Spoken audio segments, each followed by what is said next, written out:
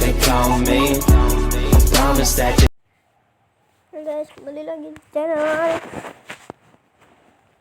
Ahmad Fatoni, dan kalian like dan subscribe karena kali di spesial 8 subscriber saya akan bermain Dragon Mania Legend atau DML. Dan untuk Wafer Fire saya tidak akan bermain lagi, jadi saya hapus saja Dragon Mania Legend, saya taruh di sini. Lalu kali ini kita tidak akan bermain, kita akan melihat video YouTube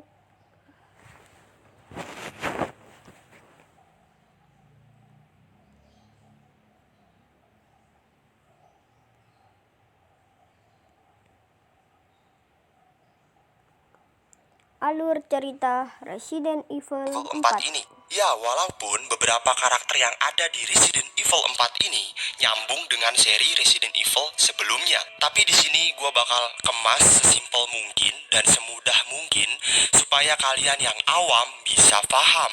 Oke, sebelum kita lanjut ke ceritanya, di sini ada beberapa hal yang harus kalian garis bawahi, yang dimana adalah bahwa gue hanya berfokus menceritakan kisah yang ada di Resident Evil 4 ini saja, karena yang seperti kalian ketahui, Resident Evil ini lumayan banyak banget pemerannya dan hampir semua mempunyai sejarah. Jadi bakal panjang banget kalau gue ceritain keseluruhannya. Tapi tenang aja, gue bakal usahain sesimpel mungkin dan selengkap mungkin nyeritainnya. Jadi buat kalian yang ingin menambahkan info lain di luar dari Resident Evil 4 ini, sok atuh silahkan komen di komentar bawahnya. Atau kalian kalau mau tahu lebih dalam tentang guys, mungkin rekor kali ini lama karena videonya 35 menit ya. karakter yang ada di Resident Evil series ini, kalian bisa cek channel YouTube Resident Evil Lore Indonesia. Itu channel udah lengkap banget masalah background per karakter yang ada di Resident Evil series. Oke, kita lanjut ke ceritanya ya. Di Resident Evil 4 ini, tokoh utamanya itu ada dua orang, yaitu Leon dan Ada. Walaupun bisa dibilang Ada bukan karakter utama sih. Tapi intinya di sini kita memainkan dua karakter utama yang berbeda.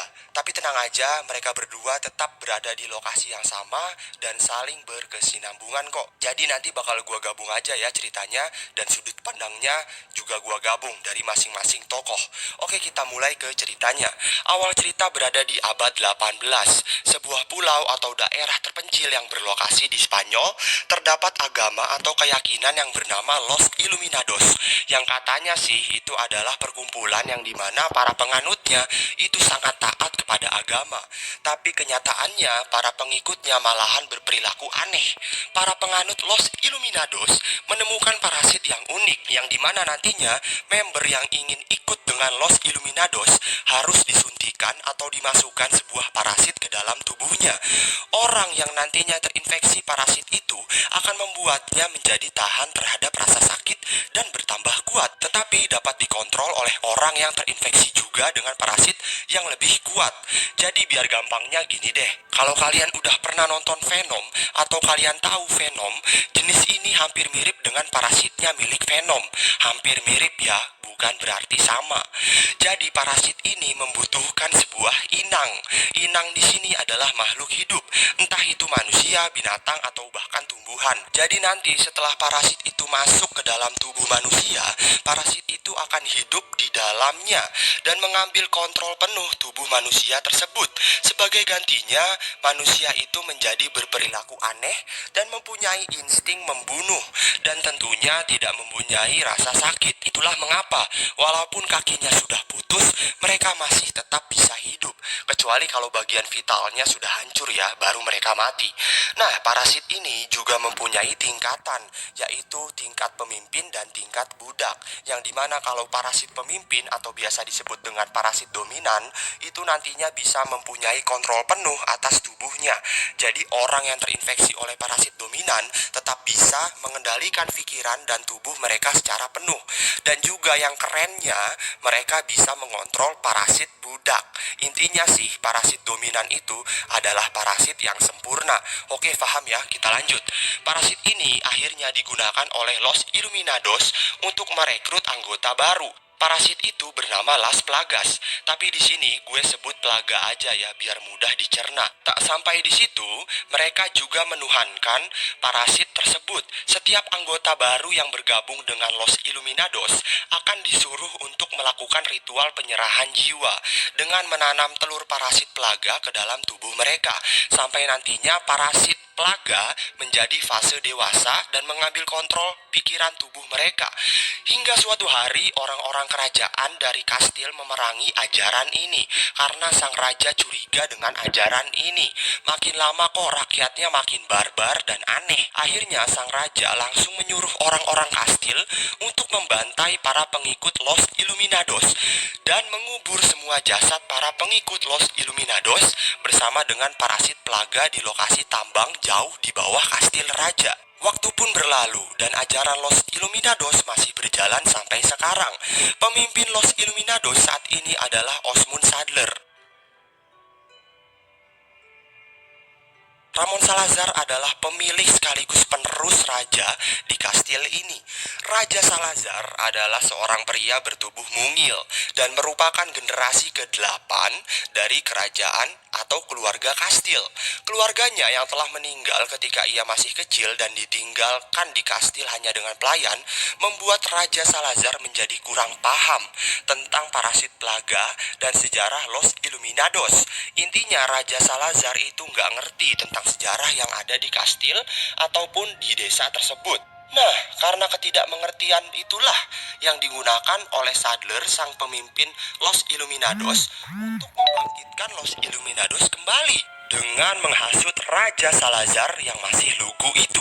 Saddler akhirnya mendatangi Raja Salazar dan mengatakan bahwa pembantaian yang dilakukan oleh keluarganya terhadap kelompok Los Illuminados di abad ke-18 itu dulu, itu adalah sebuah dosa besar. Jadi, Saddler meminta Raja Salazar untuk membuka kembali tambang supaya bisa menebus dosa-dosa leluhurnya si Raja Salazar.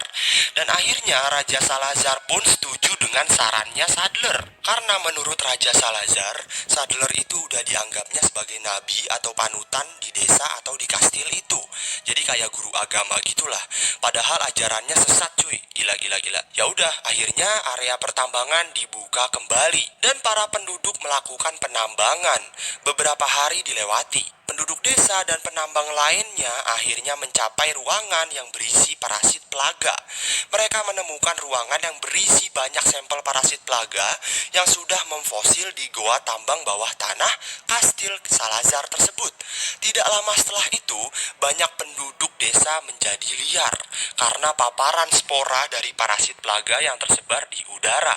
Dan dengan cepat seluruh desa terinfeksi oleh parasit Plaga dan seluruh masyarakat yang ada di desa itu menjadi gila. Lalu Saddler langsung meneliti sampel-sampel parasit Plaga dan Saddler pun menemukan parasit dominan Plaga dan menyuntikannya ke dalam tubuhnya. Saddler memahami bahwa Plaga masih memiliki kelemahan yang harus diperbaiki.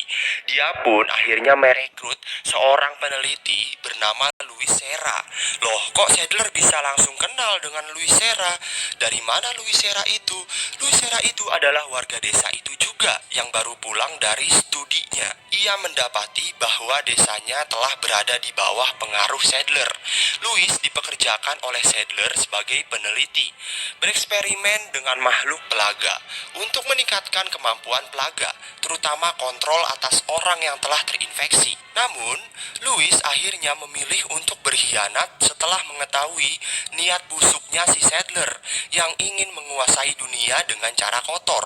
Louis akhirnya mencuri sampel data penelitian parasit Plaga dan mengirimkannya kepada Albert Wesker yang kebetulan juga dulu adalah seorang peneliti dari organisasi farmasi Umbrella Corporation. Di situ, Louis belum tahu bahwa ternyata Albert Wesker juga sama jahatnya dengan Saddler. Nanti deh gue bakal bahas seluruh alur cerita Resident Evil 5 atau Resident Evil pertama ya. Karena di situ nanti kalian bisa tahu siapa itu Albert Wesker yang sebenarnya. Nah, kita balik lagi ke ceritanya ya. Di situ Louis ketahuan oleh Saddler. Akhirnya Louis langsung disekap dan dikurung ke dalam lemari. Lalu akhirnya Albert Wesker jadi kepo dengan jenis parasit yang Louis kirim.